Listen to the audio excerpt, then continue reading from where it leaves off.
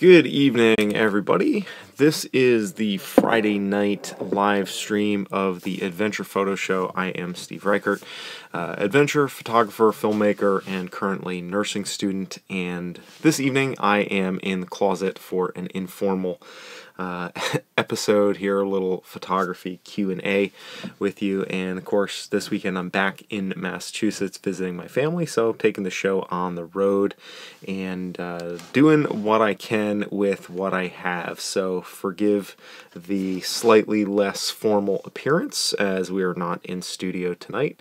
And hopefully you can forgive my tardiness. I usually try to start these live streams around 8 o'clock, although technically this is around 8 o'clock, but putting my daughter to bed took a little bit more time than usual, and if I'm being honest, I actually fell asleep while I was putting her to bed because I got up this morning at like 5 and drove out here from New York so that I was able to pick her up from preschool and kind of surprise her a little bit. Anyways, hey, King Yuzi, good to have you here this evening. And if you don't mind, just give me a little feedback on the audio. Let me know what that sounds like.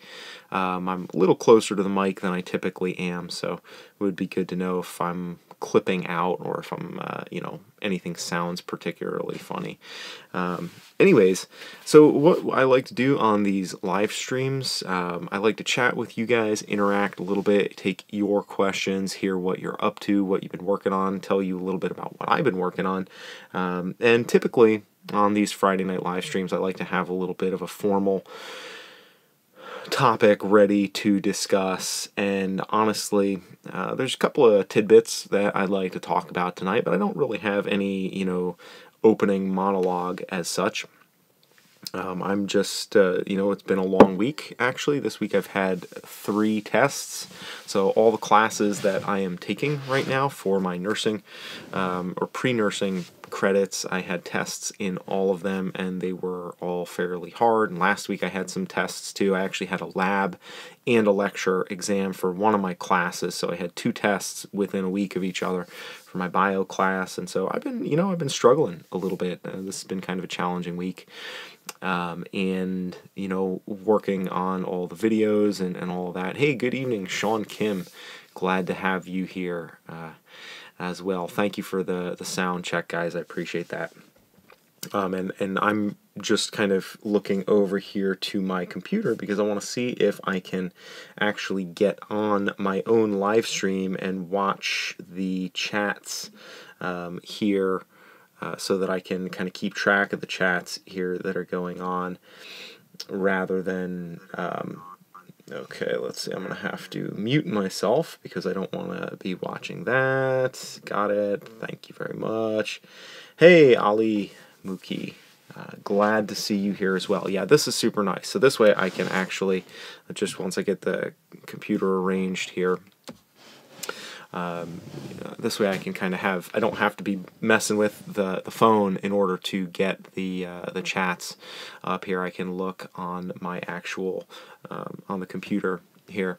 So anyways, yeah, I'm a little bit less formal tonight than I typically am, but yeah, photo challenge has been going really well, and King Yuzi, you say that you haven't had a lot of time for good photography this week. I feel you. I was able to shoot a bunch last week, and that was helpful. So over the weekend I shot a bunch, and I've just been trickling out photographs on Twitter, and I actually just recorded some of the bit for the next photo challenge. So those of you that stick around a little bit later, I'll tell you what the next photo challenge is going to be that's going to officially start next Tuesday, once I have a chance to close out the manual focus photo challenge. And I think some of you may like it. I think it might be a little challenging for others of you, but I said to myself, what could I do that would legitimately be challenging?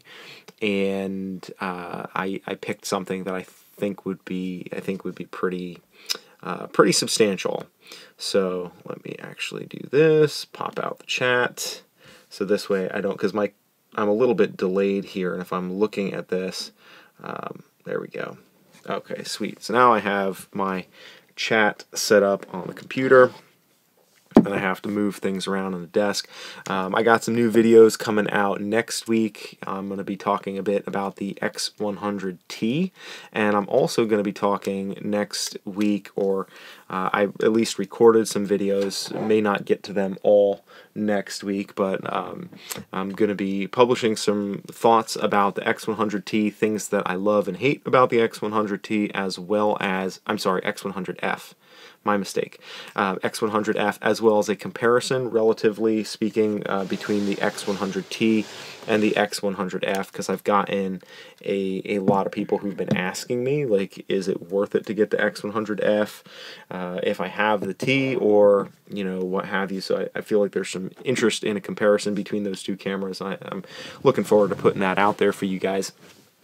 As well as my opinion on primes versus zooms, and that's a question also that I've gotten a whole bunch. And personally, you know, those of you who watch this channel a little bit probably have heard me say on numerous occasions that I prefer prime lenses, and you may have also figured that out based on the fact that I traded the X-T2 for the Fuji X100f. So yeah, I don't fear the limitation of having one focal length. I don't fear prime lenses. In fact, I feel like I thrive under those circumstances where I have those kind of limitations.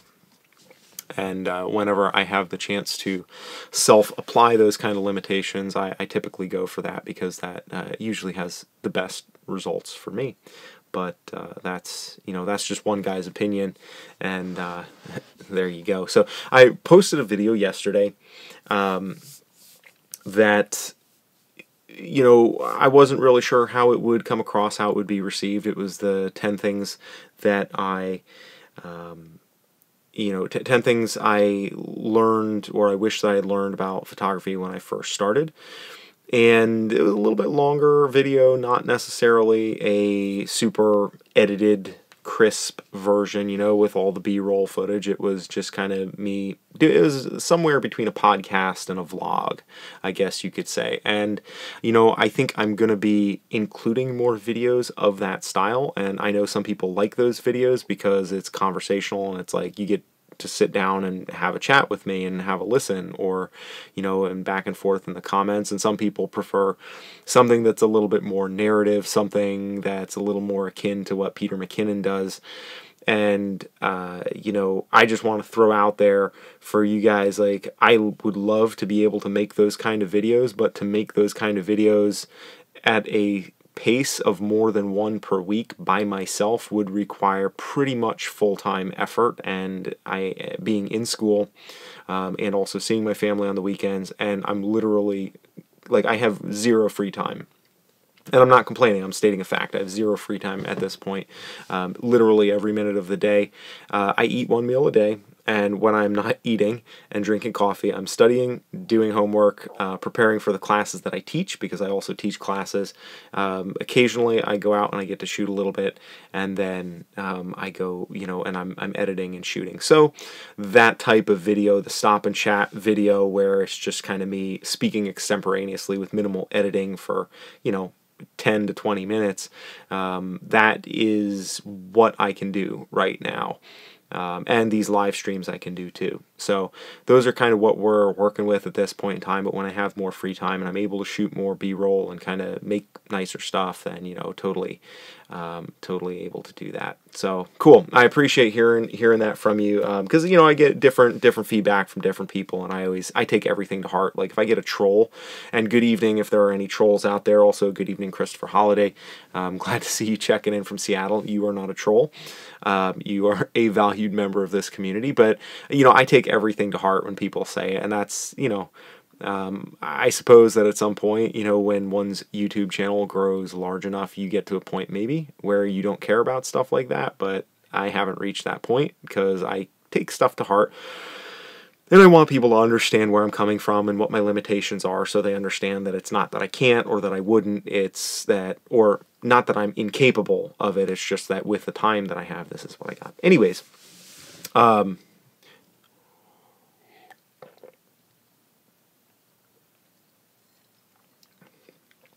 good. My time that it took to drink a sip of soda has cost me a viewer. And now it's just us 8. Anyways, I'm sorry, I'm just being melodramatic there. Hung Lake Tic Tacs, Wes, I am so happy to see you. I was wondering where you were, and I hadn't seen you on here a whole bunch. Glad you are here. Primes versus zoom. Wes says, I thought you could zoom on all lenses. Yes and no.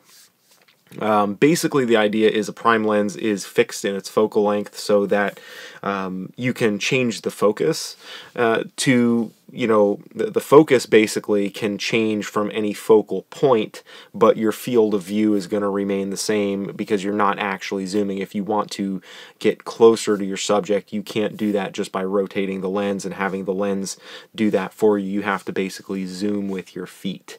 And of course, a zoom lens being where you can, you know, get closer in just by zooming in with the lens. And for me, the process of having to be really deliberate and conscious about the way that I'm moving in relationship to my subject makes me a lot more deliberate and thoughtful about the way that I'm composing my image, and I feel like that makes a huge difference. And also for me too, just from a standpoint of the thought process, it really keeps me from second guessing things, and it allows me to pre-visualize everything, because it's not like, okay, this could look like this or this or this or this or this, and all those possibilities of the focal range between, let's say, 12 and like 24 and 70 millimeters of you know, focal range, or field of view, I should say, which is the only zoom lens that I have. But when I'm using a prime lens, I know that this is what it's going to look like. This is what my field of view is going to be, and so I can think more in terms of composition and less in terms of, you know, just extraneous variables. It's just easier for me to think that way, and I recognize that for other people the limitation might be less advantageous, and they might prefer having more flexibility and more options. For me, fewer options oftentimes translates into more decisiveness and more deliberateness, and I think that that is something that I struggle with personally, and that's one of the reasons why I like primes instead of zooms. Hey, good evening, Jason. Thank you for participating in our photo challenge, Jason. You've been posting some really good stuff there. And everybody who's on the stream, if you haven't checked it out yet, go on Twitter at some point and check out the LV photo challenge hashtag, and if you follow me at Living Vertical, you can just scroll through my feed, in addition to telling some people about how I was had a guy at a rest area expose himself to me at one point. Since everybody's talking about sexual harassment and Terry Crews came out and was talking about that, I was like, yeah, well, I'll share my story, and kind of some people were interested in that, and it was whatever, whole nother ball of wax there, no pun intended. But it was kind of a weird thing that happened. It was 2012, and it was this guy who was like old enough to be my grandfather, and it was really surprising. Could not have possibly prepared for this, and it's the kind of thing that you always think, if this happens to me, you know, public rest area, and you're kind of in there doing your business, and, you know, some guy kind of walks up next to you, pulls it out, and starts going to town, and you're just totally unprepared for it. So, yeah, anyways, I was talking about that on my Twitter, so you might see a little bit of that on my Twitter feed, in addition to the Living Vertical Photo Challenge. So if you check out that hashtag, you can see all the work that everybody from this community has shared, including Martin. Some of you guys really enjoyed the video that I posted with Martin talking about his interpretation of photography. So he's been participating. We've had 13 people participate in this challenge. This is my first time doing this kind of photo challenge, and I feel like most of the people that joined are not people that were on Twitter to begin with. So it, you know, I was really impressed and surprised and appreciative of everybody that took the time to participate in the photo challenge. So I was really stoked on that. Okay. So let's see. There's a couple questions up here that I missed. Mario is here. Hey, Mario, good to see you here as well. Jillian, good to see you here as well. King Uzi says, if the content is good or interesting, then the editing style doesn't really matter as much, in reference to my self-doubt about the videos. Thank you very much, and hopefully hopefully the content is good. I guess that puts a little more pressure on me to not just blather, right? But that's a good thing. Tomislav, you don't have a Twitter account. Well, fair enough. I am going to start monitoring that hashtag on Instagram. So if you would like to participate, and in the next video that I'm releasing for the photo challenges, if you'd like to participate on Instagram, if you have an Instagram, you can do that too. Or you can also email me your photos, steve@livingvertical.org, and you can just look up my email there, or you can check out the video that is that I made, I guess, a couple weeks ago, the first photo challenge video. If you scroll back in the videos that I posted recently, you can watch that. So there's options for everybody. If you have Twitter, if you have Instagram, if you want to participate via social media, or if you would rather email me your photos and just not participate in the social side of it at all, you can totally do that. King Uzi only putting the nicer shots on Instagram, because bottom line is I want to make this positive for everyone, and at the risk of, and I'm not, safe spaces is not a word that you will hear me use intentionally, at least not with, it's not a term that I use a whole bunch, but my goal is for us to have a space where we can discuss our photography without worrying about ruining the aesthetic of our feed on Instagram. So like, I have a personal account, not my @livingvertical account, but I think it's @Steve Reichert, that I'm going to start posting some of my photos on just Instagram. So it's a different Instagram account, because my Living Vertical account, like, I'm doing photo series and I don't want to interrupt the continuity. And I realize that for a lot of you guys and gals, you may want to keep that nice on your Instagram. So you could either do a second Instagram where it's really easy to toggle between accounts, or you could just, you know, post them up on your normal Instagram. Totally cool as well. But I wanted to create as much opportunity for people to participate in the social side, and also not as much as you're interested in doing. And I've gotten a few emails which have been really fantastic. There's a fellow from, I believe, Brazil. His name is Gilden. He was shooting all film, and I mean, his photographs, he's only posted a couple, but he emailed me a bunch, and I was just like blown away. It was just amazing, some of his stuff, and just like seeing what everybody's doing with the challenge and how everybody interprets things differently is super, super cool. I really, really like it. So yeah, my goal is to get everybody out there and create an opportunity for everybody, depending on however you want to approach the challenge, that there's a way for you to do that that's going to feel good for you. Whether you're super experienced and you have a really nice feed and you don't want to mess it up, or if you're just kind of getting started, or maybe, you know, wherever you're coming from, that there's kind of a way for you to get a foot in the door, basically.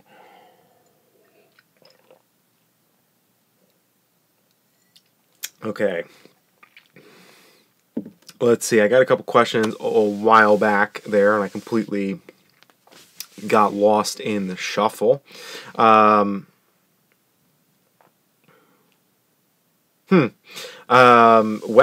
I'm interested to hear about your experience in New York City. That sounds pretty interesting. I don't suppose you happen to use that opportunity to do a little photography, because a lady in a wheelchair turned around on the sidewalk, doing her business. That, well, I guess maybe that wouldn't be a great, you might get some issues if you started taking pictures of that. I don't really know what the censorship is like in terms of those kind of photos, but I figure if, what's that guy's name? The guy, Bruce Gilden. I don't know if anybody here has ever heard of Bruce Gilden or followed any of his work. I am just mesmerized. I follow him on Instagram and I've watched some of his videos. And if you haven't heard of him, Bruce Gilden, somebody that is interesting to check out. I mean, he makes people look so grotesque that it's almost like it's impressive. Like, he has turned ugliness into an art form. And I don't know that is, yeah, he goes up and he just walks up to people on the feet and just like flashes in the face, like with a, you know, flash, like a camera flash, not trench coat flash type of thing. Yeah, his style of photography is just really incredible, and it just makes people look so awful, just awful. It's so impressive. I just don't even know what to think, but it's just like, it's literally like a freak show. And I oftentimes wonder kind of like what he you know, what those people look like if they were to be shot by somebody who was his name Bruce Gilden, Gilden, Bruce Gilden. He's from New York. Not surprisingly, the kind of person that would just, you know, run around on the street and flash people in the face. And I think he works a lot with film, the film medium. He has some videos on the Vice YouTube channel as well, where he talks a little bit about his style and stuff. Yeah, he's a piece of change. I've heard that he has gotten into more than a couple altercations doing street photography, especially in Europe, where in Europe the ethic is very different, because in the United States, you know, when you're in public, you don't have a right to privacy in a public space. Anybody can, you know, is considered fair game as long as it's not directly commercial use, I believe. You know, so you can have your picture taken, and so he's used to doing that type of photography, you know, in Manhattan, and so he's done some work in Europe, and over in Europe it's very different. People have an expectation of privacy, or at least relatively speaking, even when they're in public. And so that's something that is, you know, has been kind of interesting for him. Scott Eddie has some ugly Scotsmen on my videos. Well, it depends on who you ask. I think it might possibly count. I got a question from Matt Sings like 20 minutes ago, and I totally neglected to answer that, even though I've meant to answer it like 5 times.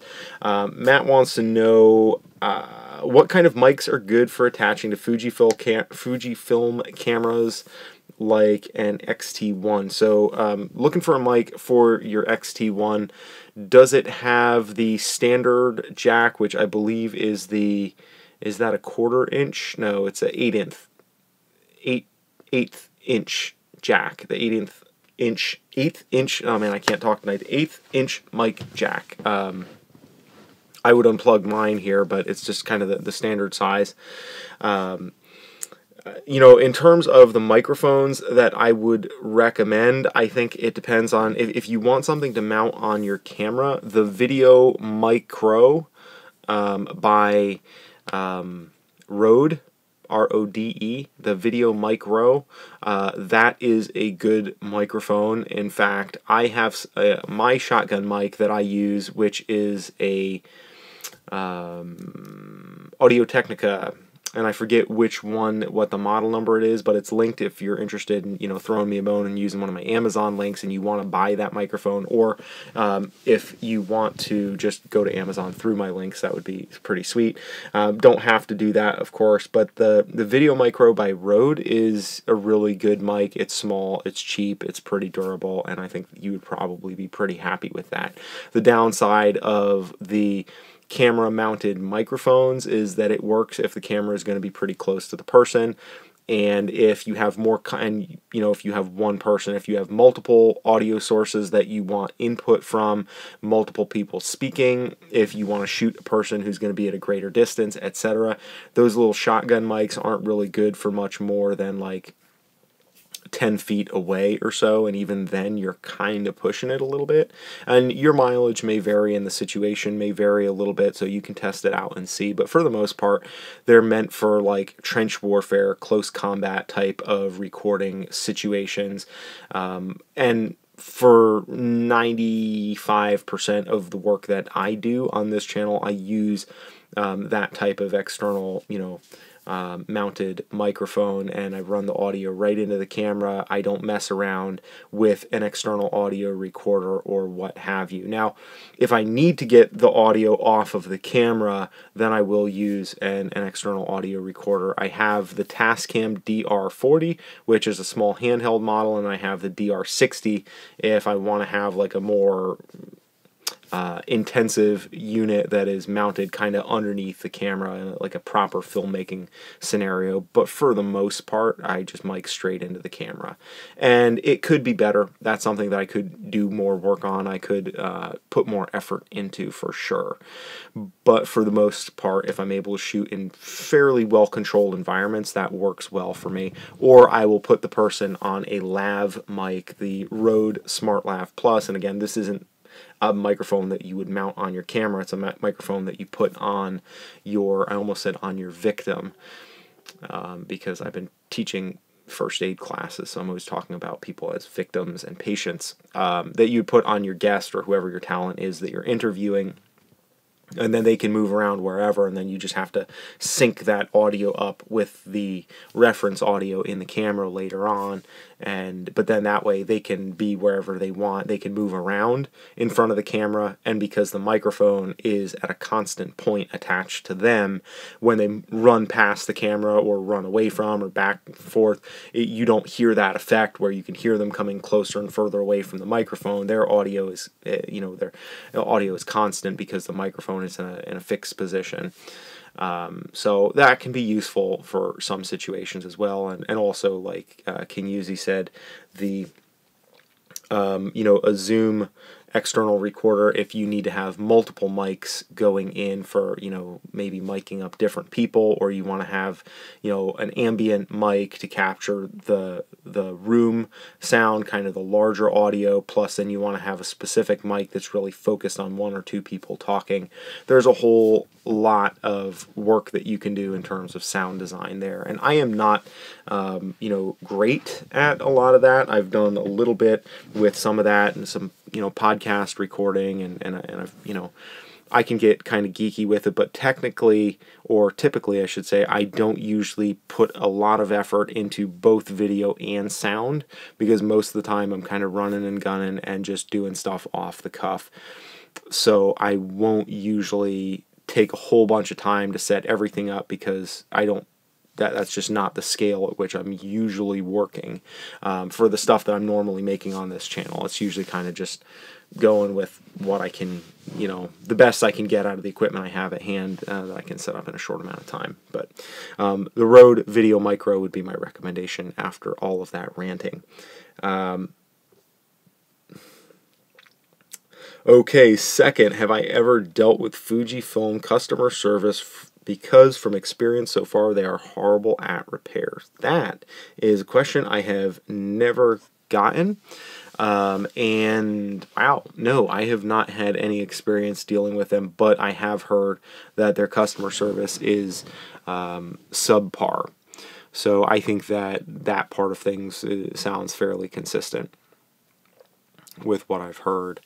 But no, I haven't. You just, if you stay on them and bug them on Twitter and harass them, and basically not actually harass them, you don't need to get like a restraining order slapped on yourself, or be belligerent, but be really persistent about it, I would say, and tell them that you're going to be vocal about the complaints until somebody does something about it. And because customer service is definitely an area where they have not been super stellar, and I think one of the things that has really made it harder for some of the mirrorless companies to really kind of move up into that pro bracket in terms of really having people having that name that is associated with professionals. I think that the service that is offered by the mirrorless camera companies, and I'm not sure about Panasonic, but I'm pretty sure that Olympus is just starting to offer it now, like kind of pro service, where you can really get, where they go out of their way to give you good service, and there's special pro service that you can get. I believe it's some sort of a membership that you have where you can send your camera in at any point, and they'll do service at kind of a prorated charge with expedited shipping and like a short turnaround time and all that stuff for professionals. And really the customer service side of things, like Canon and Nikon have that, and I'm sure Leica and Hasselblad and those camera companies, I would guess they would have it too. But for, the idea is that for a professional who needs to have their camera like ready to go at all the time, that they can get their stuff handled quickly, efficiently, effectively, and then turn around and write back out to them. And if it's going to take longer than like a couple of days for them to fix it, where they'll send you a replacement body or a replacement lens to borrow while they get it fixed, so that that you're not losing out on money in the meantime. So that's something that's definitely a missing link, and squeaky wheel gets the grease, so it might not help you in the short term, but ultimately, if that's something you make some noise about, that could help in the long run. But you gotta, unfortunately got to rattle their cage a little bit about that. That's the best I can suggest.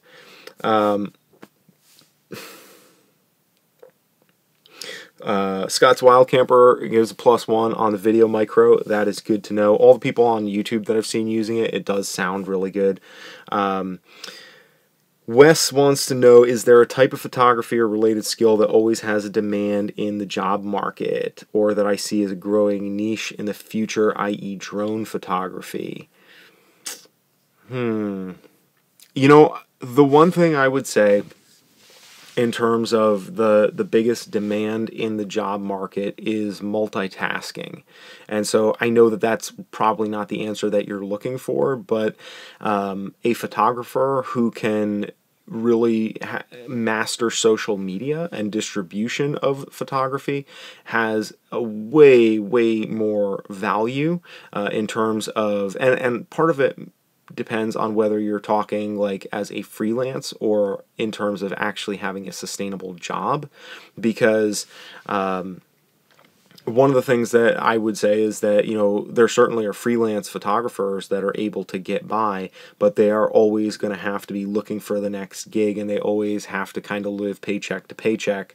And so, you know, there's nothing wrong with freelancing. It's definitely a valid gig for a lot of people in a lot of situations, but it has to be right. And if it's not right, then it's going to be suffering. And for me, I didn't do it the right way, or it didn't work out right for me, and so it wasn't a good fit. The best opportunities that I had were ones where my photography was not a standalone, you know, it wasn't a standalone skill where I said, I'm a photographer, hire me and I will take your pictures and give you those pictures. I was doing photo, video, and audio capture, editing, and then publishing, and then also consultation to be able to basically say to this company, look, you are a boring nonprofit organization that works with diabetes research, and you're about as interesting as a wet dish rag. No offense, but like to most people, they're not super interested in diabetes research. So I said, I have this idea of doing documentary photography coupled with podcast interviews where we can, you know, push the pictures out on social media, on Facebook and on Instagram, build some interest there, kind of breadcrumb our way into through the podcast as well, give two different types of content, and then bring people into the website where we can have video content, and we can have basically doing a full-on you know, special projects is what my position was called. And I not only designed the project, found the candidates, went interviewed them, shot them with cameras, and you know, got the audio, then edited everything, set everything all up, traveled, did all that stuff on my own, then brought it back and integrated into their website. So it was a lot of different things that I was doing, and so the more that you can do, the better off you're going to be, because if somebody can spend X amount of dollars and get, you know, like they would never have been able to afford it if I said, look, I just take the pictures, okay? You see this? This is all I use, and beyond this, and actually that particular project is where I started with the X100T, and this is the F, of course, but when I first got into the Fuji family, I was using the T, and I was way into it because it totally changed the way that people would interact with me when I put this in their face instead of like this huge, you know, DSLR camera. But when I, you know, could go to them and say, look, if you get me, you not only get photography, you get video, you get audio, you get social media, you get all of that rolled into one, plus you get the editing, plus, I could do a whole bunch of different things. So what I would say is that if you can think of the different skill sets to which your craft of choice or of preference, to which that craft is attached. So like King Yuzi said, photo and video oftentimes are touching each other, right? Like if you do weddings and you can do photo and video, and you have, you know, like somebody that can kind of handle both, or you can bring a team out that will do both in one shot, great, so much the better, right? And I think social media is another one of those things. Web design oftentimes can be consultation. can function that way too, because for a lot of times I think companies value somebody who can give them a perspective on a market that they're trying to reach. And if you are particularly like a documentary style photographer, you know, and there are so many different types of documentary style photographers, but that if you're a photographer who is embedded within a certain population or a certain community, and you represent a real unique opportunity for businesses and companies who work with you to reach your network of people with whom you are embedded, then you offer some real unique insights and opportunities. And that's one of the things that I offer my clients, because I worked a lot with companies that were medical or pharmaceutical in nature, which is also part of the reason why I'm becoming a nurse, because I don't want to have to make nice with the pharmaceutical companies and kind of, you know, kind of do their PR dirty work, and it just feels icky. I want to save my creative work for stuff that I actually believe in that doesn't feel so icky.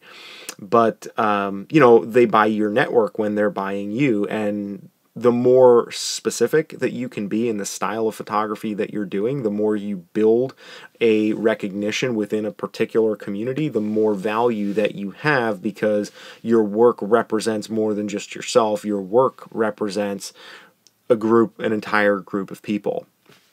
And that's the value that you can bring to, from a commercial standpoint, that goes well beyond. I mean, yes, I am in a closet. I'm actually in my wife's closet, which is the reason why there are dresses in here. And so your ability to reach that particular audience is a value. I mean, like, I look at my photography, it's not spectacular. I mean, I have some good pictures, you know, and actually just tonight, Sean Kim Style, with whom I am friends on Instagram, very kindly forwarded me a picture of one of Jimmy Chin's pictures. And if you don't know who Jimmy Chin is, he's a National Geographic photographer, one of my heroes. And yeah, he's like, yeah, this looks like one of your pictures. And it was actually from Mount Temple, which is just across the way from the mountain that I climbed with my friend that I've been posting pictures of on Instagram. But it was like the nicest thing anybody's ever said to me, comparing my work with Jimmy Chin. But my point is that, like, my work is not I don't think my work is really great. I mean, I've had some pictures that I think are above average, but I think that most anybody armed with a camera of reasonable quality who's decently patient can get those types of those types of photos without a huge amount of effort. There's nothing super unique about my pictures, but it's my audience that has made me. And even on YouTube, that's the thing too. It's like, you know, people who get paid well and are able to make a living working with advertisers, it's because they have a loyal, committed audience, and that's what makes the advertisers want to work with them, because they know the audience takes their recommendation seriously. And if the audience is going to act based on my recommendation, then when I recommend a sponsor, then there's a good likelihood that the sponsor is going to get a good return on that. So that is sort of a overview in terms of types of photography. If you're looking more from a freelance standpoint, and you know, from a freelance standpoint, I would say wedding photography and real estate photography, there's a lot of utility in those. And, you know, if you can start off with engagement photos, you can get a foot in the door to do wedding photos, and then foot in the door to do like baby photos or like 1-year anniversary, stuff like that. So you can build up a really nice repertoire without having to have a million clients. A lot of times, if you build good relationships and do good work with a client, you can follow up on that and have a smaller amount of clients, but who keep you reasonably busy. So those are kind of my thoughts on that. Let's see.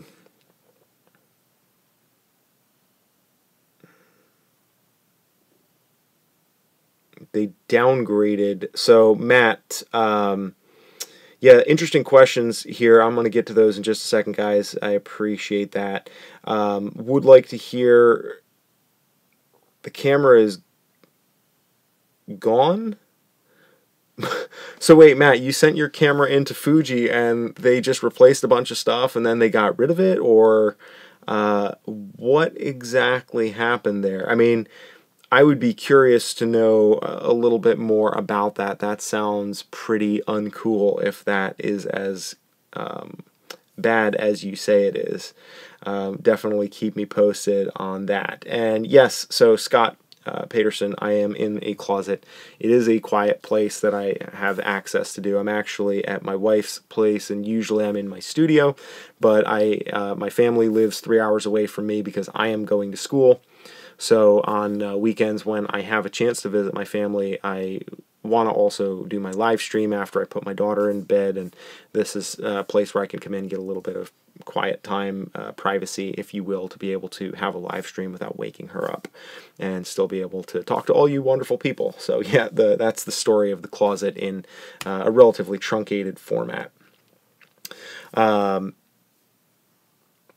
Jason R. said, Alex Soth, the photographer, which I discovered recently, summed it up by saying there's no one set path, and I agree with that 100%. One thing, and I bagged on Chase Jarvis a few times here just because his shtick kind of, it's not my favorite style of presentation, the way he kind of does stuff with his platform. But one of the things that he always says that I agree with fully is the whole, side hustle thing and build your creative passion off of an established career.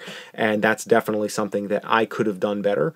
And I think my experience with professional photography would have been much more positive if I had gone to nursing school the first time I went to college a decade ago and built a, full-on career that could support myself, and then put that full-on career on hold, develop my photography work, and build a business around it from there.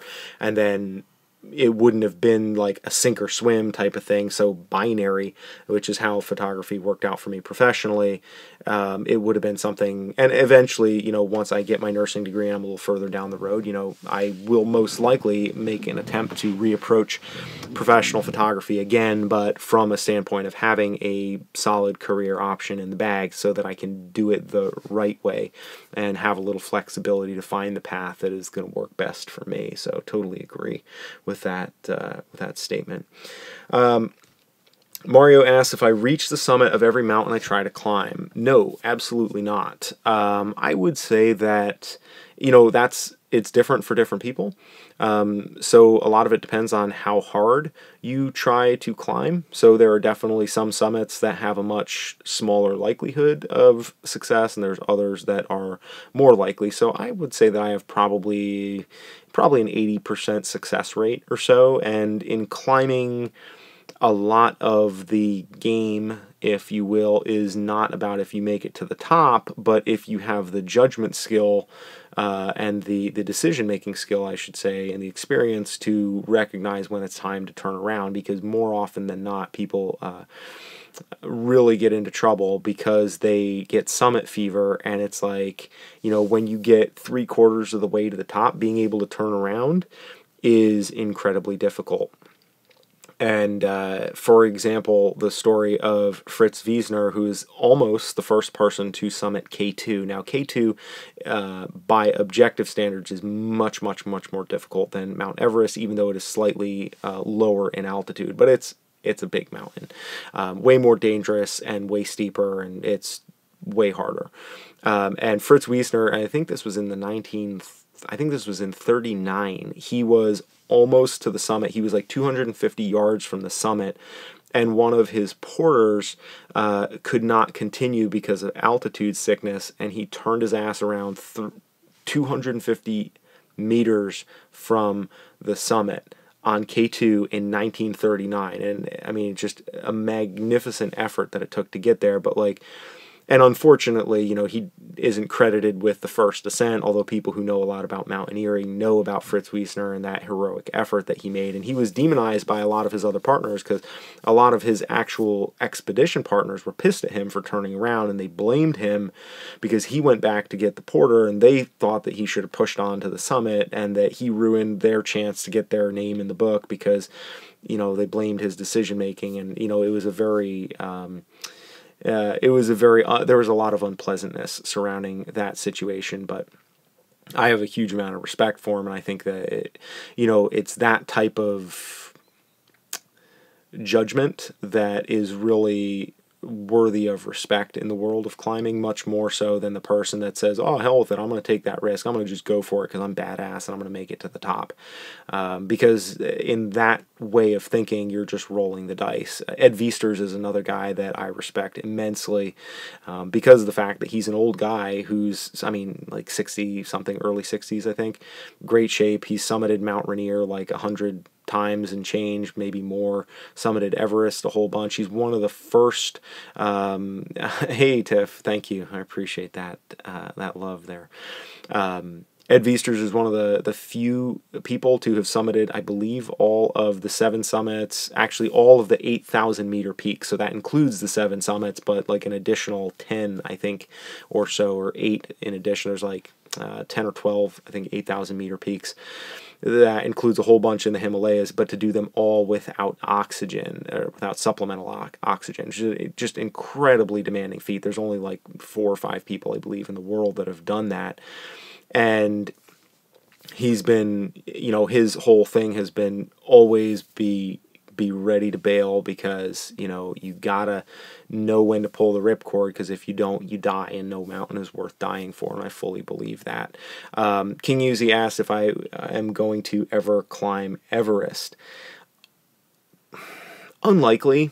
Honestly, like, my experience with high altitude mountaineering, if you could call it that, would be Mount Kilimanjaro. And Kilimanjaro is kind of a strange sociological mixing bowl, because you have a bunch of Australians and Europeans going up the mountain in sombreros and flip-flops, and you have, like, you know, the African Tanzanian porters that are like teenagers in beat-up old sneakers, hauling all this decadent junk for a bunch of tourists who can only be bothered to haul up a day pack. And nothing against what goes on, you know, I mean, that's business, that's tourist money, that is beneficial, and that, you know, helps make Tanzania fairly relatively, you know, prosperous, as people come in for safaris and they come in for Kilimanjaro, and then also to vacation, and then go out to, you know, Madagascar and other areas nearby. It's a beautiful country, wonderful people. But, you know, high altitude stuff is a whole different ball of wax. Take care, Matt. Hey, let me know how things go with the camera, and if I can be of help, maybe kind of, if they really stiff you, give me some contact info, and maybe I'll see what I can do and help kind of, you know, I don't know that I have a lot of leverage, but I would like to do whatever I can, if it's possible, to either give you some advice maybe, or connect you with somebody who might be able to help get your camera sorted out there with Fuji customer service, because I know that they may not always do the best job, unfortunately, from what I've heard. So keep us posted. But yeah, with high altitude mountain stuff, like on Everest, the amount, it's a very different, like, that's the difference between getting really good at vlogging versus, and saying, like, I want to be like Casey Neistat and, like, be an awesome vlogger, just, you know, using that as an example. I know not everybody loves Casey Neistat, but he's widely recognized, versus saying, I want to be like, who's the little dude with the eyebrows and the glasses? The director that I'm thinking of, not Oliver Stone. Somebody told me that I looked like his son, Martin Scorsese. I love Martin Scorsese. I think he's super, super funny. I like listen to like the Master Class ad that comes on, that plays in front of some of the YouTube videos that I watch. I always watch the whole ad because I just love his demeanor. But basically, there's it, you know, climbing Everest versus, you know, climbing less altitude specific peaks. It's kind of the difference between, you know, wanting to be like Casey Neistat filmmaker versus being Martin Scorsese or like Steven Spielberg filmmaker. And I don't think that one is necessarily better than the other, but they both take very different types of ambition. Everest requires a huge amount of money, and it requires a huge amount of logistic support, paperwork, and etc. And that's part of the reason why so many people die and make really stupid decisions in the Himalayas, because they are huge mountains that people wrap so much ego and attachment up to, because you know, if you can say I climbed Everest, that's something that everybody, no matter where you go, is like, ooh, they recognize that, right? And like you put $60,000 into a climb, it's $60,000 to $120,000 between permits and gear and guides and expedition fees and all that stuff. It's 60,000 is, you know, if you get for 40,000 to go up Everest, you got a good deal. Usually 60 to 80,000 is somewhere. Last time I checked, which was a few years ago, it was like in 2012 was the last time I really looked, is what you were going to be paying. So when you get that kind of money and ego involved together in a limited time frame, and typically a lot of the people that are on Everest do not belong there. And I say that as somebody who, I look at myself as a person who doesn't belong there as a climber, because I know who belongs on a mountain like that. And if you don't have the skills to make good judgments and to have real experience in a leadership position, not being guided, but you need to have experience in a leadership position where you have made decisions accurately and taken responsibility for yourself and other people, because up there your decisions impact far more than just yourself. There are always other people on the mountain, other people putting themselves at risk, and unfortunately the Sherpa bear a lot of the brunt of the poor decision making that happens when that happens. And you know, it's just it's a whole different ball of wax, and not something that I've ever seen myself in, because I like the idea of doing climbing, which it's possible to still climb big mountains on, you know, in this fashion, but typically they're not the ones in the Himalaya. Usually it's ones that are more in Canada or Alaska, where it's like, it's the farm leagues, if you will, to use a baseball analogy. It's not like, you know, it's not the big leagues where you have all the people with all the fancy stuff and the eye of the world is upon you, and when there's an avalanche and somebody gets killed, it's on the news. It's like, ooh, Everest, this thing happened here. But like, if you go, you know, take the Talkeetna air taxi into the Ruth Glacier, and you know, you're climbing up in those mountains and like the Alaska range, you know, that is some of the hardest climbing, you know, alpine climbing in the world. And if you die, nobody even knows your name. Nobody even knows that you're gone, except for the plane might radio back and tell your loved ones that you didn't show up for the rendezvous. So, yeah, it's you can still climb mountains like that without all the fanfare and the spectacle, and that's my preference, although I still don't even belong on those kind of mountains, because right now I'm not in the shape for it. But I like to be able to go someplace where I can take full responsibility for myself, and where I can do it on a shoestring budget, and where I can put in hard work and effort, and I know that it's my work getting myself in, my work and responsibility getting myself out, and that's that. That kind of self-reliance. And if I can't do it with that style, then I'm not going to do it. It's in a similar way with photography. It's like, if I can't take a photograph that looks the way that I want to, I'm not going to do it in Photoshop and try to composite something together. And that's just a choice that I make. It's a choice. It's not necessarily better or worse. It's just a choice.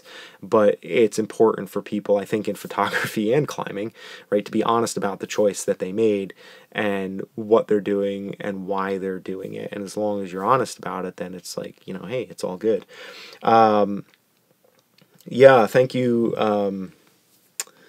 Thank you, Scott. Eddie, I would love to. I love Scotland, by the way. I've spent a little bit of time there, and hey, Peter Kent, the man, the myth, the legend. Glad to have you here. Peter's been one of the folks crushing it on the photo challenge there on Twitter. And guys, if you're not on the LV photo challenge hashtag on Twitter, go there and check it out. Participate in the photo challenge. It's really awesome. Loving the work that is coming together, and really excited for the next photo challenge, which I'm going to post that video here on Tuesday. So make sure that you're subscribed and all that good stuff, so that we can take that next step, because the next photo challenge is going to be a challenge. And I felt a little bit kind of like maybe I'm making it too hard. For some people it might be too easy, for some people it might be too hard, but then I was like, you know, it's supposed to be a photo challenge, not a photo easy, so let's move forward with it. Yeah, Eddie, I would absolutely love to climb in Scotland. I've only done, you know, some hiking and mountain biking in Scotland because I wasn't there for a really long time, but excuse me, I was up in the Aviemore area and you know, it was mostly just pretty chill, laid back stuff. But I know a little bit about the reputation of Scottish alpine climbing, and it is pretty burly and has a pretty hardcore, self-reliant ethic. And a lot of the guys, I actually know another guy who has type 1 diabetes like I do, who has done some amazing first ascents in the Alaska range and in Ruth Gorge.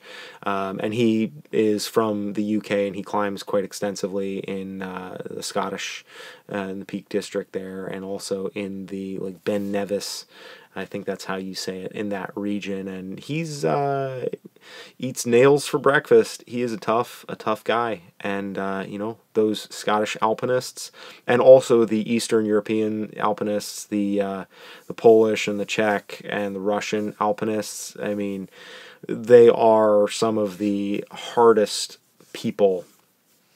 Like, these are people who suffer at a level, like their ability to endure suffering in the mountains is unimaginable. It's insane. I mean, the stuff that these guys do, like climbing mountains that, like, in summer, in 60 degrees, in shorts weather, I would not be up on the top of these mountains. And these guys go there in the wintertime with stuff blowing and avalanches and, like, you know, 30, 40 below zero.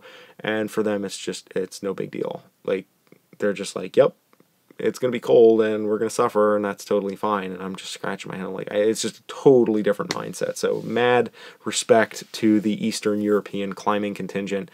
You know, that gives me something to admire and to shoot for at some point.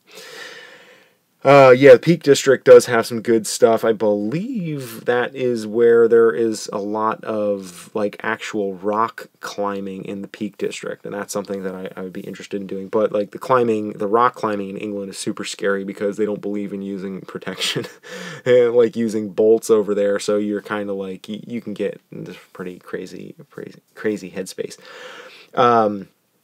Hien C, I think I'm saying your handle correctly, asked if when I went back to school for nursing, did I just do it? Isn't it really competitive? So I had a 4-year degree already, and so I'm going back to school to get my sciences done for the pre-nursing requirements. So right now I'm just doing pre-nursing. I haven't actually applied to the actual nursing program.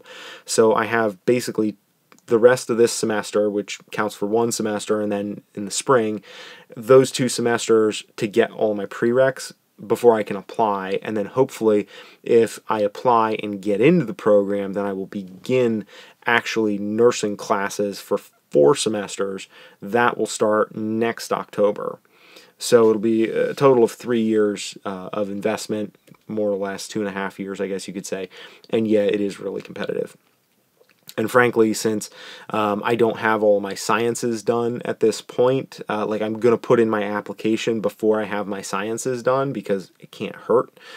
You know, the sciences that I will have done at the point that I apply in February, hopefully I will have A's in all of those classes, so that might help. And if my TEAS or the TEAS test, if I do well on that, that's like, it's sort of like an SAT, I believe. If I get high marks on that, that could also help, and I might get lucky and I might get into nursing school sooner than later. But it's very possible that I'll have to apply in the fall, next fall again, and then start next winter, which would add another, you know, semester to this ordeal. Because yeah, nursing school is really, it is really competitive. There's a lot of people that want to get in, and you know, definitely it's not for the faint of heart. There's a lot of competition, and but you know, I think on some level, being a little older and being a little more desperate and wanting it really bad, that helps. You know, I've been crushing all my classes, which is great, but they're just, you know, prerequisite science classes, so it's not really even the hard stuff yet, but it is giving me some hope and encouragement to believe that maybe I can do this. So yeah, appreciate the well wishes there. So yeah, that's a little bit about what's new and exciting for this week in my life.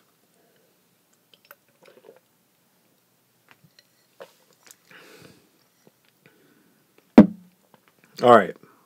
Anybody interested in hearing about the photo challenge for next week? You want me to ruin the surprise? or I can wait. I can sit on it. You know, we can wait for Tuesday. Maybe I should wait for Tuesday because it's a little bit ahead of time. I don't want to ruin this. We still have a few more days, actually. Yeah, I'm not going to ruin the surprise. Sorry, I wasn't trying to bait and switch on you guys, but no, if anybody here hasn't done anything in the photo challenge yet, check it out. And yeah, I know I tease a little bit, but yeah, check out the photo challenge. It's LV Photo Challenge. On Twitter is the hashtag. You can email me photos if you don't want to, you know, get on the Twitter and, you know, have to do all that greasy kid social media stuff. You can go direct via email, steve@livingvertical.org. And again, just watch the video. If you go back to my homepage here on YouTube, you can see that video that has all the details and everything linked in the show notes to participate. The photo challenge has been super fun. I have really enjoyed seeing the work that you guys have put out there and that you guys have been doing. It's really been inspiring to me to see what everybody else is struggling with, because that, you know, the shared struggle is really super. Very cool. I haven't, I don't think I have seen your posting today, Tiff. I have actually been, yeah, I was driving most of today, driving out here to Massachusetts, so I've been kind of like preoccupied, and then I picked up my daughter early from school, which was like it's one of those quintessential parenting joys that, like, I'm really glad I got to have. Hey, Brian Mercado, glad to have you here.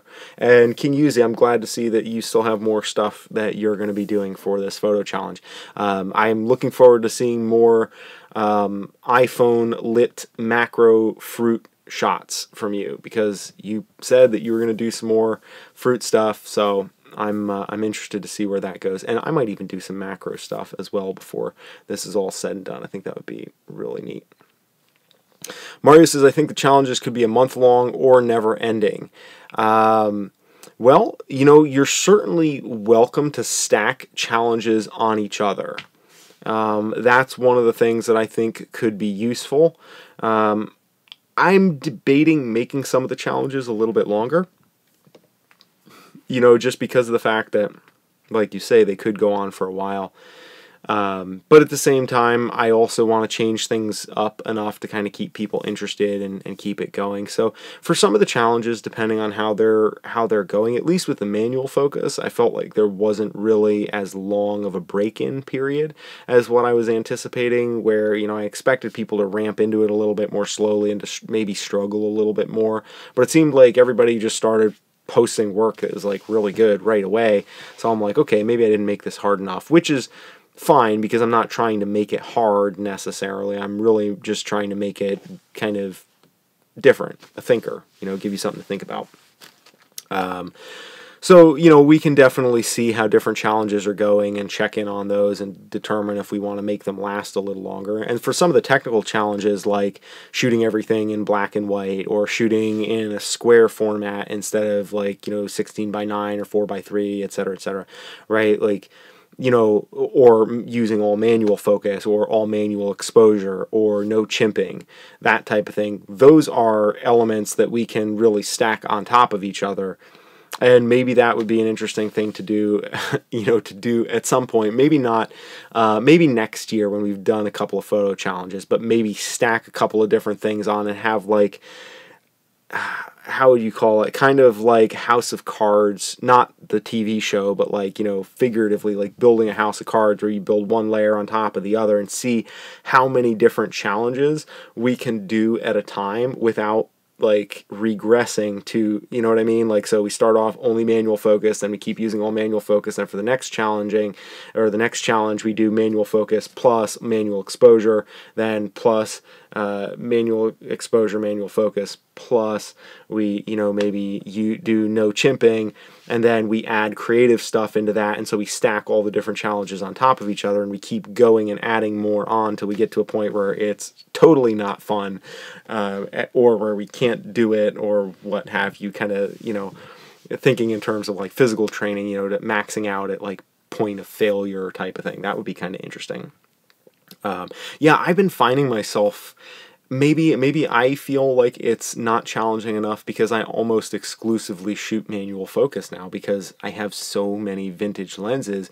Like I took the when my daughter was out visiting me, and her mom and I went with her out to eat before they went back, and we're sitting in a diner or whatever. I brought the X100f, and like I love this camera. I mean, this camera is amazing. It's such a nice camera. It's fantastic, and that little square hood, like, you know, what's not to love about that? But it just felt like, you know, just bang, bang, bang. It was just so fast compared to manual focus. And of course, one of the complaints that I have about this camera is that the manual focus isn't super fast, or the autofocus isn't super fast, right? But like that's just comparing it with the XT2. When I compare the autofocus on this to manual focus, well, it's amazing. So yeah, I've kind of gotten spoiled, but I love, you know, using on. I love using the manual focus and even shooting in manual mode now too. Yeah, like you said, because usually I shoot in aperture mode, aperture priority. But with the vintage lenses, you can't, you know, you can't use aperture priority mode because the lens can't talk to the camera. And so it can still use shutter priority for whatever reason, but it can't use aperture priority. So it just kind of got me in the habit of shooting all manual, and plus, like you say, can use it from video. Peter Kent says, personal challenge I've been trying is shooting only at ISO 12.8. Very interesting. I actually did a few shots. I did some test shots that I'll publish at some, well, I put them in the video with the X100f that I made from when Martin and I were climbing in Canada, that were shot at 12.8. And I also did some at 12.8 that were with the GH5. And frankly, for both of those cameras, like, the high ISO shots are a lot better than I would have expected. You know, I mean, they're not great, but like you can get away with them. You can get away with them on social media anyways. Like with the XT2, I took a picture of my brother around a campfire, like, I think 2 years ago. If you're really interested, you scroll back on my Instagram feed, @livingvertical. You can see that photo I took a while back, black and white with the XT2 of my brother around a fire, and it was like ISO 12.8, and I was just blown away at how beautifully it came out. But that's really cool. I gotta try that. Tiff says, I've been doing some photos for work, and it's been weird going back and forth, but I'll admit I am starting to miss auto. Understandable. You know, understandable. I think it's nice to have a balance between the two. And, you know, to be fair, I definitely brought the X100f because I wanted to have the option to not fiddle around with the manual glass. Although I also brought like almost all, like 75% of my vintage glass collection because I just want to play with those because I love them. But yeah, definitely agree. Like, it can get a little bit old too, and you know, it's important to keep it fresh and listen to your gut instinct about, you know, what's fun for you. Because if it's not fun, then, you know, hey, you know, you got to keep it moving. Brian is asking about the X100f is soft wide open at close-up shots. Is it really that bad close up? You know, it depends on who you ask. I would say no, it's not that bad. Honestly, I've shot a handful of photos wide open with the X100f, including some like long exposure shots. So if you go on my Instagram, and unfortunately, well, I guess I can kind of find it on here, right? To where is it? Bugger. This is like, go away, Chrome. I'm trying to like exit the full screen thing. There we go. Okay, sorry about that. I'm trying to find the picture that I found, or that I made here with the Fuji X100f on my Instagram page. That was wide open, like ISO 3200 or something like that. And, you know, honestly, the amount of detail in that shot was incredibly impressive. Actually, well, no, that's not going to work. I was going to say I could pull it up here on my laptop and try to show you. So I will do that, but I don't know how well that is going to, you know, work out in practice. But I'll see what I can do here, if that works, if I can find it. Okay.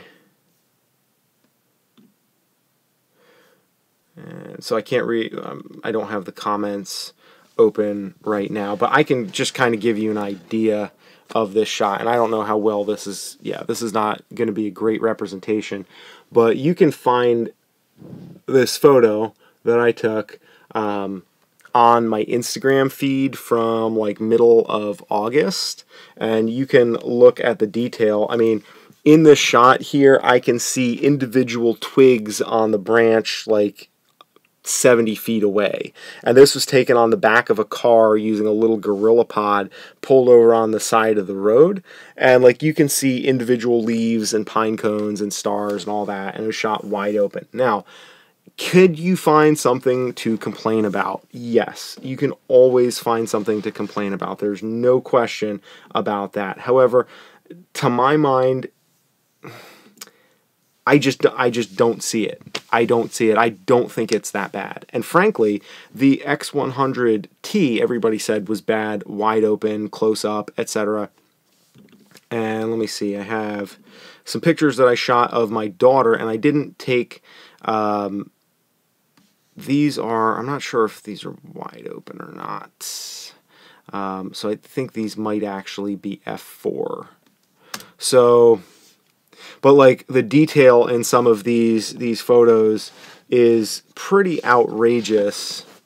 And let me see here. You can kind of get a little bit of an idea, but just to give you an idea of like how close I've gotten with the and this is the X100T on this, and like you can see individual like little pores on her face, and little, I mean, little girls don't have mustaches. My daughter doesn't have a mustache. Okay, I can say that. And like you can see like the little hairs in the back of her arm and stuff. I mean, just the amount of detail is ridiculous. It's insane.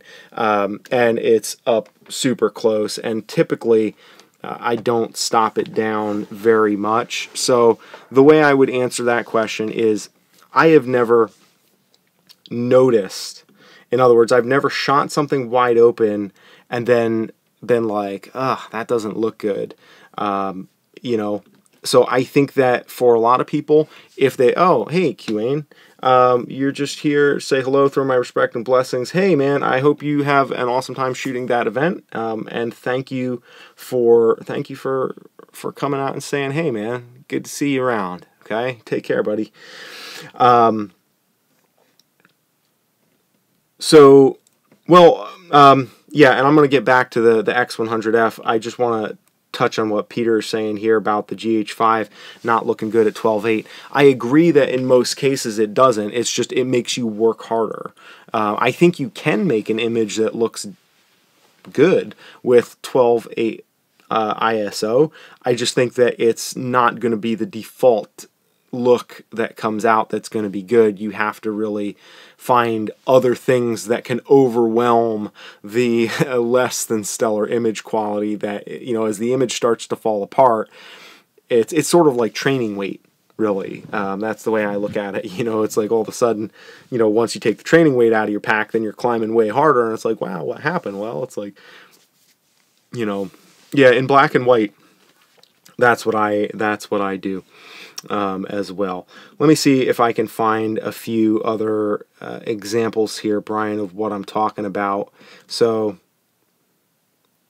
and again, this is like, it's hard to see because it's on this screen and I can't put it up on the other one, but I'm looking at this and I shot this wide open, and I think I actually shot this at like ISO 800 or so. This is in my room on a kind of a cloudy day. And, you know, again, picture my daughter, but you can see there's a little bit even just kind of like on the cheek there. Even I know the iPhone camera isn't super stellar, but you can see some of the detail in here in the eye and, you know, here in the cheek where you can even see some of the texture there that is, you know, And it's not like she has a 5 o'clock shadow that you could see that texture without the camera doing some really good detailed work. So I think that, you know, I have heard people say that. I had some people actually make some comments on my video about the X-T2 and were like, oh, you're insane. Why would you ever get rid of the X-T2 and the 23mm f2, which is a beautiful lens. I own that lens, and I compared that lens directly, the X100T versus the X-T2, shooting the same shot. I think it was like 3200 ISO, maybe 5 to 8 seconds exposure. All other settings on the camera identically aligned, and with the exception of the fact that the X-T2 obviously has a bigger file, has a little more real estate to work with if you want to crop it in further. The image quality on the pictures, like, I was trying really hard to find something about the X-T2 image quality compared with the X100T that would, and I did it wide open, and I did it like stop down a little bit as well just to see. And honestly, I was looking for something that would justify the extra money that I spent on the X-T2, and I didn't find it. So your mileage may vary, but I think that there is a tendency to go out of one's way to find fault with photographs and with cameras and all that stuff like that. Whoa, Sean Kim, you ordered the X-T2 for $1,300. Man, I hope you didn't leave any fingerprints at the crime scene, buddy. That's a good deal if it's all in one piece. So yeah, very cool. Wow, good for you. I'm moderately jealous. I miss the X-T2, but not because of the Fuji lens. I miss the X-T2 because I want to put vintage lenses on that, because the X Pro 1 is like, the sensor is a little bit, it's a little soft. See, like I'm doing it right now, and I'm not doing that to make a point. Like, I kind of think that's the way my mind kind of works sometimes, and that happens. So yeah, as far as the X-T2 being soft, or I'm sorry, the X100T or the F being soft, wide open, you know what? It probably is a little bit sharper if you stop it down, but I think there's a difference between saying it goes from sharp to sharper, or not as sharp but still certainly usable, versus saying, oh, it's so soft and it's awful and blah blah blah. And I mean, there's a certain extent to which when you spend $1,000 on a camera or $800 on a camera, you're gonna, like, you want to look and turn over every stone and like find and search to find any flaw and find it spotless and without blemish. Like, that's the thing that we all want.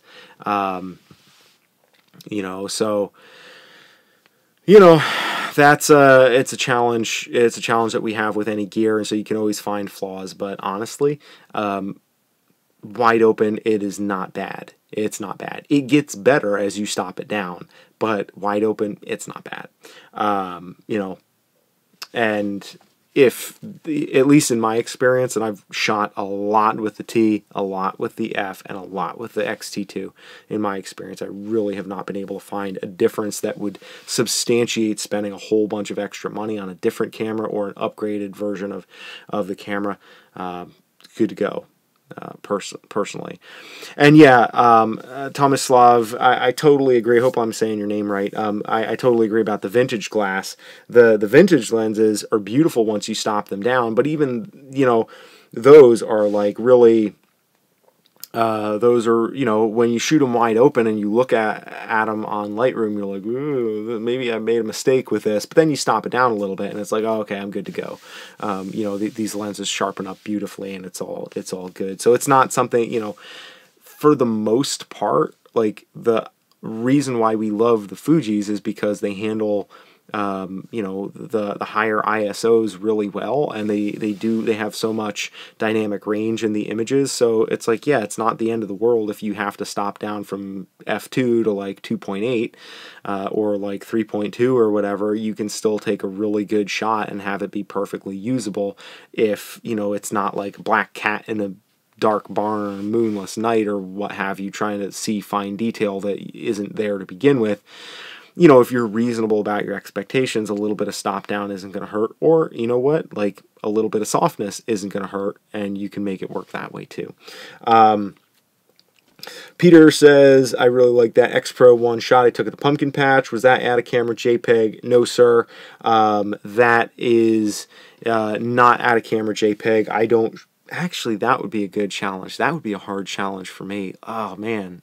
Now I feel called out. Maybe I'll make that one of the challenges, to just shoot JPEGs, because I hate shooting JPEGs. I love editing, and it's like, but it would be good and be interesting to do that. No, it was a raw shot that I took, and I didn't correct it. I actually. Yeah, I actually shot that raw. Didn't do a whole lot of like color correcting on it. Just applied a little bit of like film stuff to it, like the film look, just to kind of get the color a little bit different. But I didn't edit it a whole bunch. It was just, and that one was the Minolta, and I don't have it on. It's in one of my bags here right now. The Minolta 45mm f2, and I have to tell you, there's a fellow, I forget the name of his channel. I found him, and then Tiff suggested also that I follow him, and so I was like, yeah, I gotta check this guy out. And Matthew Stern, I think, is it Matthew Stern? Matthew, like IEU, European spelling. Well, this is a fun little lens. I love this thing. It's so tiny. The little Industar 50mm lens, like, it is the pancake of pancake lenses. But the shot that I got the pumpkin patch shot on was with the Minolta.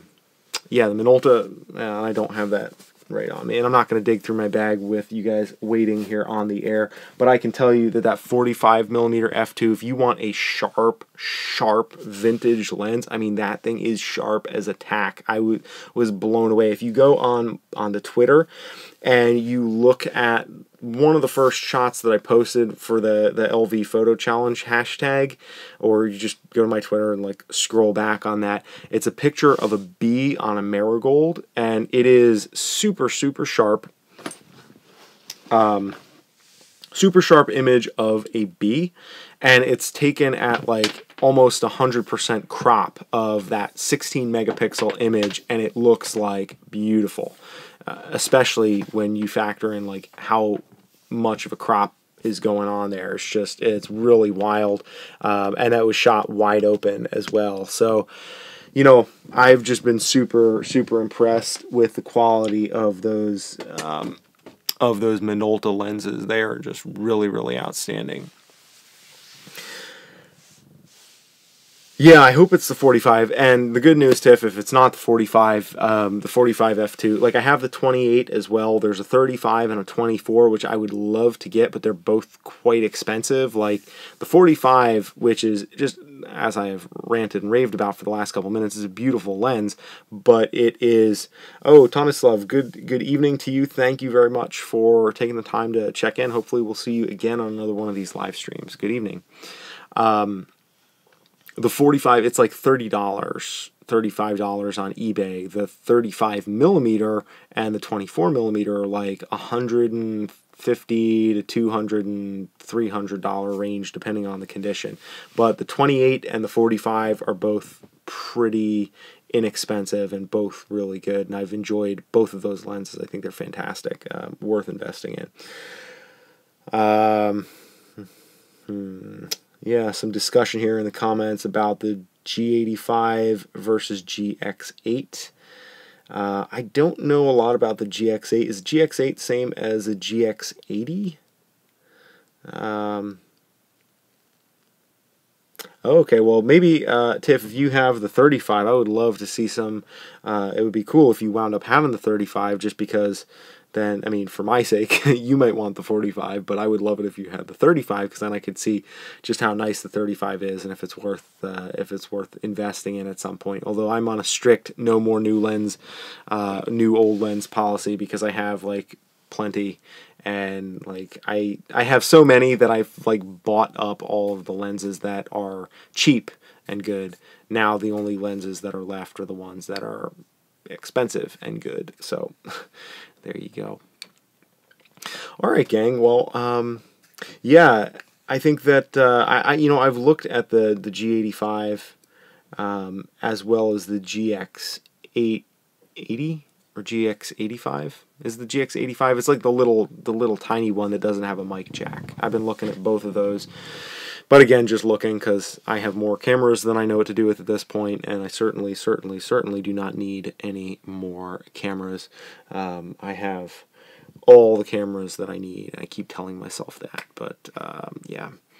But I gotta study hard so I get those good grades, so that I get a good job, so that I can afford to buy the cameras that I am lusting after. Tiff says, I was thinking, oh, Star Wars or Star Trek. Oh man, I have a feeling that my answer is gonna be wrong on this one, because at the risk of alienating some of you whom I consider very dear friends, I absolutely, okay, neither is my general answer. But if I had to choose, like if somebody put a gun to my head, I would say I prefer Star Trek to Star Wars. I've tried so hard to get into Star Wars, and everybody has told me how awesome it is and how I should love it, especially because I love trilogies, and like The Lord of the Rings and The Hobbit are, in my opinion, the best things ever, works of fiction ever produced by any human being. Just in my opinion. I just absolutely love them. And I've tried really hard. I've made a sincere, concerted effort to get into Star Wars, and just no dice. Can't do it. Star Trek, got a little bit, where I kind of started watching the first generation, I think it is. I watched a little bit of Star Trek, and it grew on me a little bit. It grew on me to the point where I'm like, okay, like I can give it a whirl. So yeah, that's the best I got for you as far as that goes. Tiff is saying, I was thinking about making the G85 my first Panasonic before getting the GH5. I think that's a good life decision, honestly. For my money, I'm not sorry that I have the GH5, but the G85, probably the majority of the features that I really need on the GH5, I can actually find them also on the G85. And for $1,000 or whatever, which it was $1,000 when it was brand new, so it's only going to be going down in price. I mean, that camera is just superb. Just got a lot of meat on the bone to do both photos and video between the IBIS and all of that. So, it's a really, really, really fantastic camera. And I think if I had to do it over again, there's part of me that thinks that, yeah, I probably would have been better off keeping the G85 that I got originally, and just, because if I had kept the G85, I probably could have kept the XT2, not had to sell it, maybe, I don't know, but hard to say. But the G85 is a really fantastic camera. I think if I were doing it over again, I probably would not buy the GH5. Not because it's not a good camera, but just because, like, the GH5 is, it's a little bit more camera than what I have the use for right now, especially being back in nursing school and not being able to put as much time into filmmaking. So Kinyuzi asks if I buy adapters for each one of my lenses. No, I leave the lenses on the body and then I take the lenses off of the adapter. That's typically the way that I do it. Although now I have so many lenses and so many adapters that I'm just like juggling everything, and I just put them all in these little felt bags, because I don't have lens caps for everything the way that I would like. So yeah, it's kind of a crap show. One of the things, actually, that's what I need to do. Instead of buying more lenses or a camera, I need to buy lens caps for all of my lenses so I can make sure that everything is nice and tidy and stored perfectly. I'd probably spend as much as I would buying like a new camera body on lens caps that I need, because I got a whole bunch of the M42s, but then some of them don't have a lens cap, like this little guy, the Industar.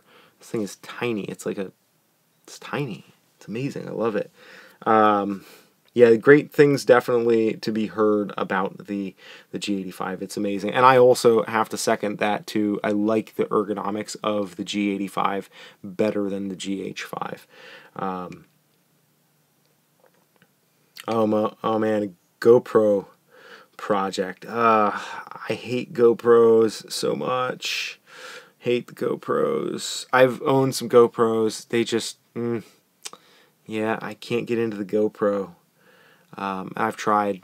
That's another one. GoPros are like Star Wars. I see and hear the merit.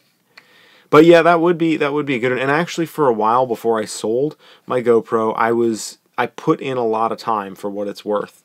I put in a lot of time using it to take still photographs and to really try to do better work with it, just so that I wouldn't just kind of get frustrated with it and kick it to the curb, but actually really use it. And even after using it, I was still kind of like, I just really didn't like the lens and the image quality and all the rest of that, so I got rid of it. Didn't like the way it felt and in my hand, obviously, as a tiny little cube, but also the image quality and the shooting experience with the GoPro. I just really didn't enjoy it. Not trying to shoot you down, Eddie. That actually would be a really good idea. The only problem is I don't have a GoPro anymore, so somebody else would have to send me a GoPro. And if somebody sends me a GoPro, I will do a challenge where I do like 2 weeks worth of photography only using the GoPro. I would do that. But I don't have a GoPro anymore because I sold it. Yeah. And actually, I sold it, and it was dead on arrival when it got to the guy. Like, it was working fine. I sold it, and then the guy was like, what the hell, this thing doesn't work. He sends it back to me on eBay, and so I'm like, okay, sorry about that. Gave him his money back or whatever. Sent it to GoPro and was like, look, I've been using this camera, and it just quit on me. It still is in warranty. Can you guys fix it? They were like, okay. They sent me back a new one, and then I immediately put the new one that they sent me on eBay. And then, of course, and I don't feel bad at all for this because I put a bunch of money in their stock at one point last year, like around this time, not last year, year before last, 2 years ago. Worst decision I ever made. I'm kind of an idiot, like, I'm not going to lie. Like, I was like, oh, GoPro, they're awesome. Their stock used to be really high, but now they're low. But, like, it's going to be cool because they're GoPro, and maybe Apple's going to buy them, and, you know, it'll all work out. And, like, GoPro, like, they're a staple in the action cam industry, and every, like, dingus with a vlog is, like, way into GoPros and, like, loves them. You know, you see all these people running around national parks with GoPros. But what I failed to recognize is that their stock was down because, like, the manufacturer of their sensor got, like, backlogged and couldn't make enough widgets to crank it out, and all the people running around the national parks with their GoPros, they already had GoPros, and they weren't buying more of them because they were kind of like, yeah, I get it, enough already. And so I was an idiot and was like, oh, this is a great deal, I'm going to dump a bunch of money into it, and then I wound up losing a decent amount. So that was a poor life decision on my part. So yeah, at this point, if I was going to invest in anything, DJI or Tesla would be really, really good. But currently I'm investing in getting my rear end out of debt and paying down debt aggressively and not buying stuff that I don't need. Looking at you. No, that's why I've made a rule for myself, and that's part of the reason why I sold the X-T2 and got rid of, or I traded the X-T2 and got rid of some of those lenses and what have you. And I could even consider at some point maybe, well, whatever. I mean, getting out of debt is, like, definitely the first priority, and then getting my career all kind of stacked up and ready to go, so that I can start, getting out of the red. And I spent many years of my life living very, very frugally and not incurring any debt. It was just that when I got into professional photography, like, that was the drug that kind of made me start opening up with the credit card and just being like, yeah, it's cool, take this, I'll make it back, like, I'm gonna make money off this, it's gonna totally be worth it. And I made a little bit back off of it, but never really enough to make it, yeah. And, like, that debt, boy, that stacks up quickly. But thank goodness for 0% interest balance transfers, and so I actually just transferred all my camera gear debt onto that card. And so now I have, kind of a payment plan worked out, and I have like 2 years almost of 0 interest on that, and I can just, you know, basically I am not buying another new camera thing of any substantial value. Like, I'm going to treat myself to a little $20 or $30 lens here and there, or like a book. Okay, I mean, come on, I don't want to get too crazy here, but yeah, I'm not buying any major camera or video gear or anything like that until I'm completely out of debt, you know. And yeah, it does, you're right, Tiff, like, it feels amazing, like when you wipe out you know, a bit of your debt. It's just, it feels really good. And like, you know, I love camera gear, I love it too much, you know. It's but then it gets to a point where you feel like, oh, it's cool, I can handle it, I can handle it, I can handle it, and then you're like, ooh, I can't handle it. And then when you reach that point, it's kind of too late to do anything, or almost too late. I mean, not really too late, but it's like, you know, you don't realize that you're getting into trouble until you are in trouble, and then you gotta, you know, you gotta deal with it. Yeah, I wholeheartedly put my recommendation behind the G85, you know. Yeah, G85 is awesome. Awesome camera. I was super impressed with it. And I probably did not probably, definitely, if I had tested the G85 with faster glass, I think my opinion of it would have probably been much higher. And I didn't have faster glass to test on it. It's because when I got faster glass on the GH5 is when I realized that it was really good. Yeah, cameras and camping gear, I understand that. Climbing gear, I had a problem with that at one point. Backpacks, I had a problem with that. Boots and shoes, had a problem with that. The shoes that I'm wearing right now, these shoes stood on Mount Kilimanjaro in 2013. I guess that's not that long ago, and Mount Kilimanjaro isn't that big of a deal, but it's like, I've been wearing these shoes for a while, and I'm just going to beat them until they fall apart, and I'm just making more of an effort to do that with more of my stuff, because I just want to get the hell out of debt, because I'm just tired of it. It's just super annoying. Because like, I want to invest in my future and have, like, you know, start saving for retirement and everything, and every time I start doing that, I always like screw up and get into debt, and then it's like, oh, there goes my retirement, I got to cash that in, pay a penalty on it, try to get myself out of debt, get back going, and then I kind of, like you said, Peter, I get clear out the debt a little bit, and I'm like, okay, I'm good to go, and then nope. So I need some consecutive good decision making you know, track record here to kind of stack up a little bit.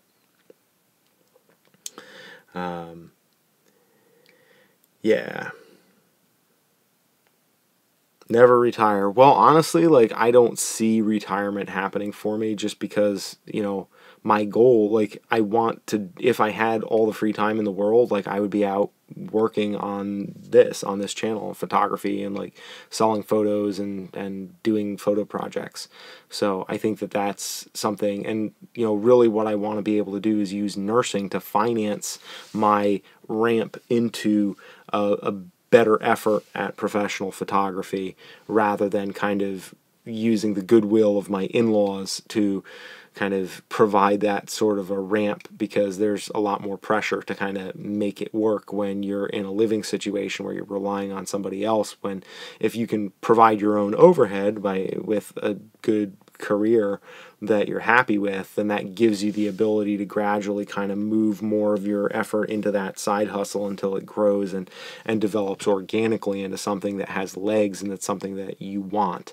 And frankly, you know, having a network of people here on this YouTube channel, my Facebook, my Instagram, and all of that, it's like, I'm very blessed to have an audience, and that I include all of you guys that are here right now and that just watch these videos and everything. Like, nobody deserves an audience, and to have people that will take an hour and a half, 2 hours, 3 hours and 39 minutes that one time, you know, it means a great deal to me, and it's super, super helpful.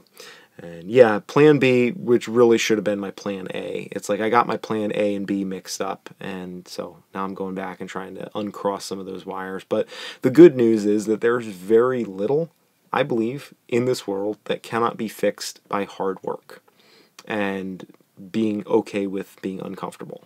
Hard work works when nothing else works. and fully believe that. It's like I look at kind of how I'm doing in my classes and all of that stuff. It's like I'm teaching classes. I'm teaching 2 classes this semester. Next semester I'm teaching like 8 or 9 classes. Like I got a lot that I'm teaching, and I'm taking classes at the university. And so, you know, I have students that are complaining to me. They're like, oh, I can't do this. I can't blah, blah, blah. And I'm like, dude, it's 1 page. You have to write a 1-page current event.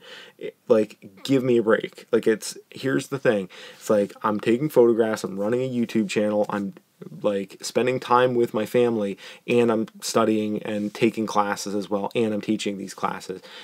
When you're willing to work hard and you want it badly enough, you can make stuff happen. It's just a lot of times, you know, we get comfortable, and that's one of the reasons why photo challenges are really good, and anything where we can take the opportunity to challenge ourselves, because we naturally seek an environment where we don't have challenge, where we have simplicity and ease. That's what we always gravitate towards. I do it. Like, I climb mountains, and my whole shtick was like, oh, embrace challenge, go beyond diabetes. And it's like, yeah, like I believe that in my head, but it's also like, well, you know, I've put that persona out on social media for long enough that I feel like, okay, I can kick back and rest on my laurels. And guess what? I sit on my butt. I don't do as much as I should and I could. And then I feel like crap, and I'm, you know, less healthy than I could be. I'm not in great shape. You know, my blood sugar isn't where I want it to be. And it's like, okay, yeah, can't let the grass grow under my feet. I got to get out there and get after it and embrace being uncomfortable. And that's the only way to do it. And I think that applies to most things. Yeah, if you want something done, ask a busy person. That is fantastic. Thank you. That is a really good saying. I like that. That's a good one. Anyways, guys, we have just crossed the 100-minute mark here, which is longer than I actually expected to go tonight, because I came on here and I really didn't have much to say. But it's been very encouraging to chat with you all. If you have any questions here, I would love to hear them. If you haven't subscribed to the channel, I don't know who all is on, but first of all, thank you for taking the time to hang out with me tonight. I really appreciate it. And make sure to subscribe, because we got lots of videos coming up. A lot of good stuff in the next few weeks. I'm going to keep putting out videos, and you know, if there's anybody watching that is like, oh, I hate the last video you did, and you need to do more fancy Peter McKinnon style editing, yeah, I feel that way too, but guess what? I can't, because I'm doing the best I can with the time that I have, so it's going to be kind of, you know, here and there with the B-roll, and then the rest of the stuff is going to be more just these stop and chat conversational videos that are sort of like in between a vlog and a podcast, video podcast style type of thing, and I'm going to do the best I can with the time that I have. So there you go. Love you guys. Appreciate your support. My patrons that are on here, you guys rock. Thank you so much. I really appreciate the contribution that you guys are making financially. Peter, thank you so much. That is my, the super chat. I'll DM you on Twitter for the super chat, because I don't want to put it out. I don't want to ruin it for everybody. Okay, but I'll DM you on Twitter if you really want that. Thank you. That's very kind. So, and same goes for well. Okay, here's the hint for the next photo challenge. Yeah, I'm totally open to bribes, and if there's anybody from the pharmaceutical industry out there, I will totally shill for you if you want to give me a bunch of money. I just don't want to have to do salesmanship. I don't want to have to pitch myself, but the best I can do is say, give me a lot of money, and I'll try to make, you know, cool photos. I'll make pharmaceutical companies and your work and your products and stuff. I'll make you guys seem really nice and cool and inspiring with mountains. Everybody likes mountains, right? Yeah, I can totally do that. I'll dance for nickels over here. No, so the next photo challenge is about redeeming an often denigrated art form, if you will.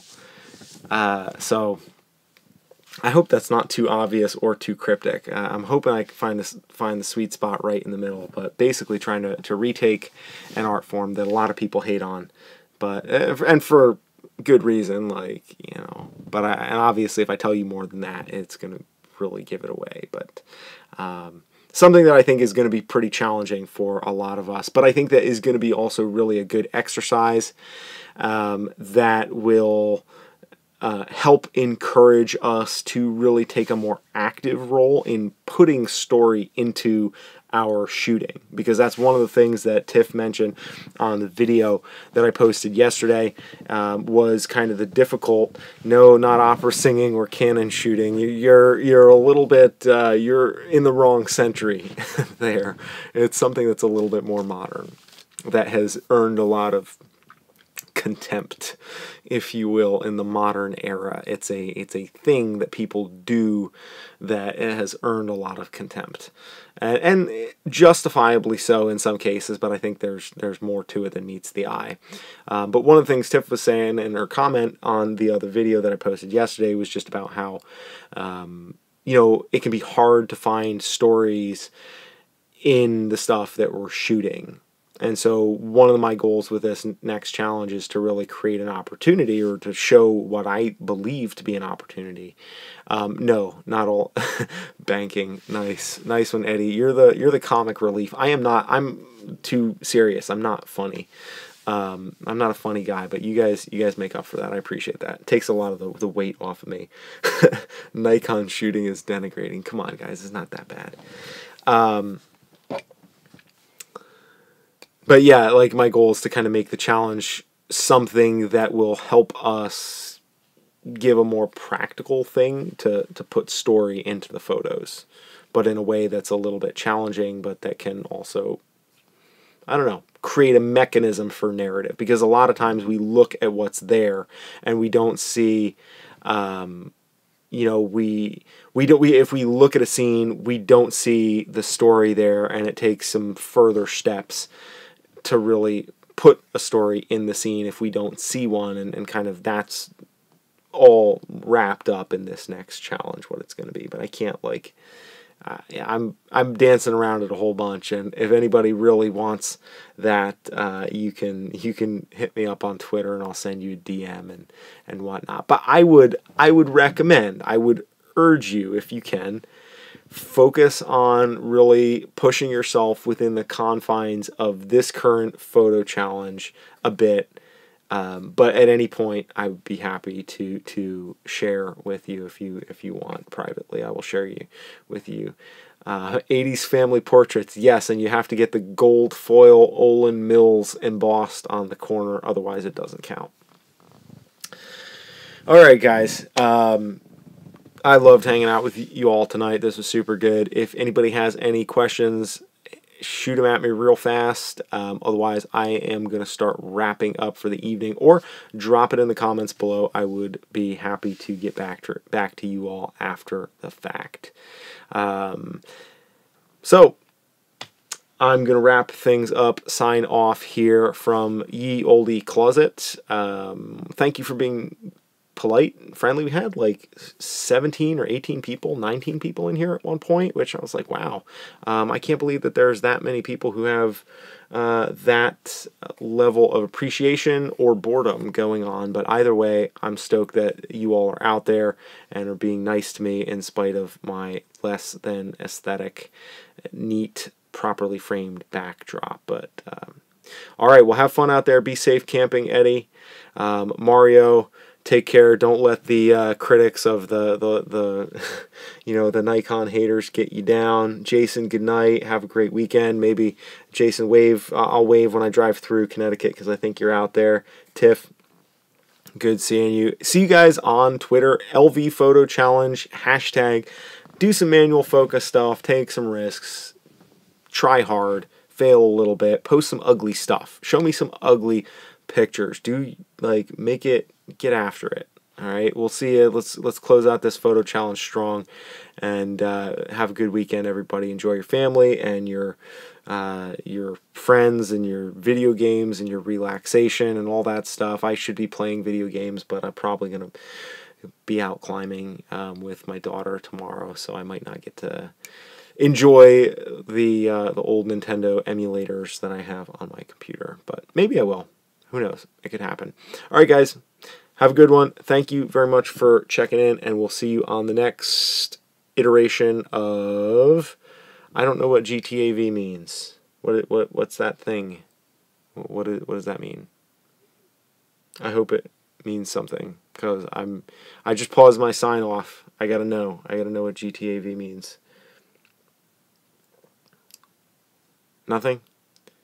Grand Theft Auto. Oh, I gotcha. Okay, everybody knows that but me. Well, yeah, I'm Square. I don't play Grand Theft Auto. I play like 1942, 1943, Kirby's Dream Land, some of the old Zelda games. I play Donkey Kong Country on Super NES. I have like a multiple platform emulator.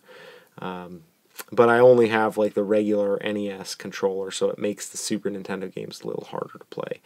And I dare not invest in more controllers for those, because it's just going to be bad. Like, I don't need a time waster in my life right now. Alright, go play video games, go have fun, go to sleep, or good morning, get up and have some coffee and start your day if you're over across the pond. Thank you for spending time here with us tonight, guys. You all been awesome, and we'll see you soon. Later.